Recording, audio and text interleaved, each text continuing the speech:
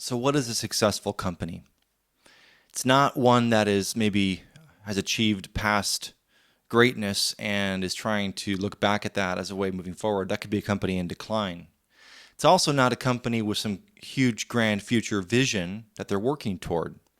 A successful company is a company that has a lot of revenue and customers and partners and relationships in the present moment.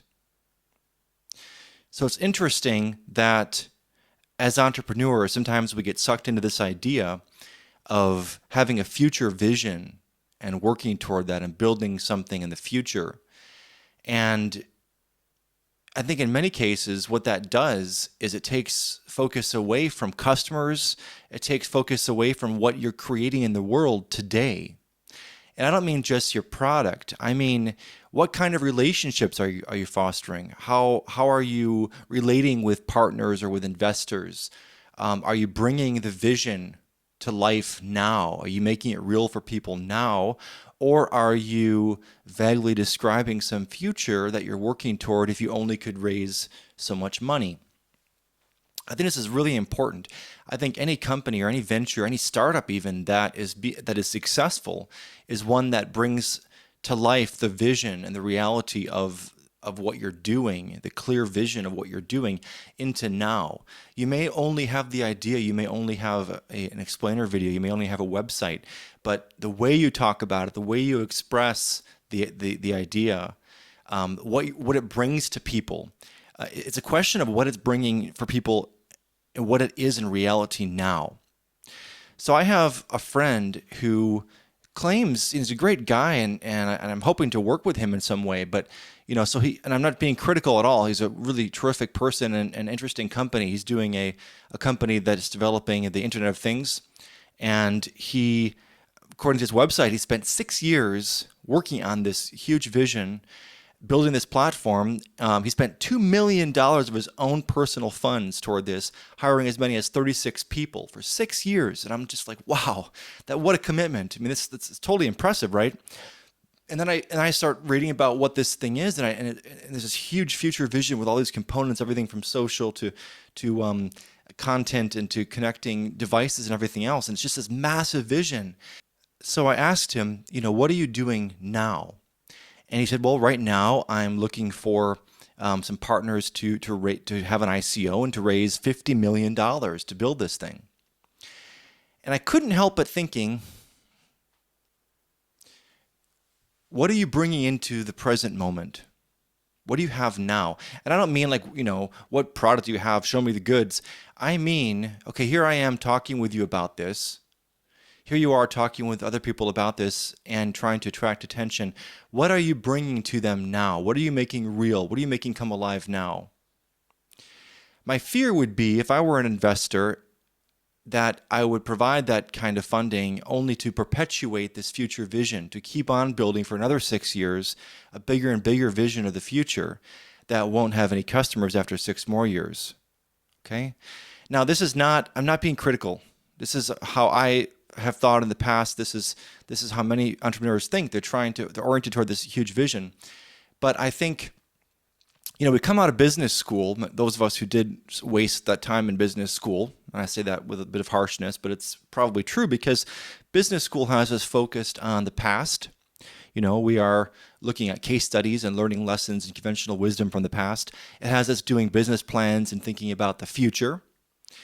And what it doesn't do is allow us to do anything meaningful, anything real, anything important, anything at all in the present moment. We sit in class listening to lectures and studying, and so we come out of business school and we haven't learned to create in the present moment. If you were to give someone a microphone and put them in front of a room and say, like, go, it's happening now, you might find that person would choke when it comes to actually, presenting what it is that they're doing and articulating something in the present moment. So, what does it mean to be an entrepreneur focused on creating your vision in the present moment? It means that you're not obsessed with the future. You're not sacrificing years of your life in misery and pain and in all-nighters for the future vision. because doing that is going to create misery for yourself, for your family, for the people around you, for your staff. When you talk to investors or potential customers, do you think you're going to be your best self articulating a vision and a reality and manifesting something that's going to improve the world, improve the lives of others? No. If you're creating from ugliness, from a position of ugliness, what you are going to create is going to cause nothing but suffering in the world. You might even end up having a product that some company buys or somebody actually gives you money for. Great.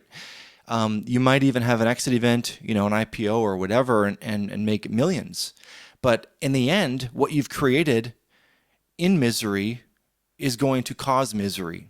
Only when you are creating from a position of happiness and beauty and contentedness and fulfillment are you going to create anything that brings that into the lives of other people. And this is why so many startups are turning out products that are just uninspired. They're just not changing anybody's life. They're fulfilling some very practical niche in an organization or some kind of platform need, but it's not touching people.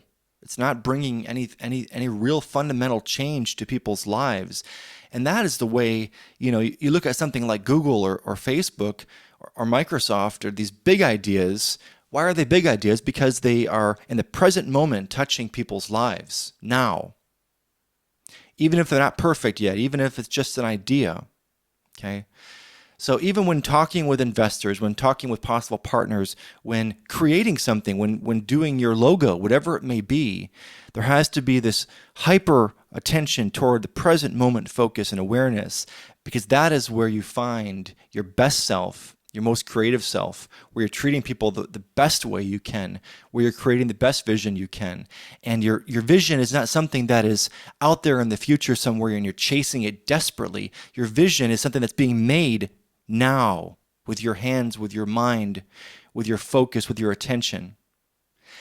And when you are able to achieve this state and stay in that state, what's going to happen is people will come into your lives because you're bringing them something that they want in their lives.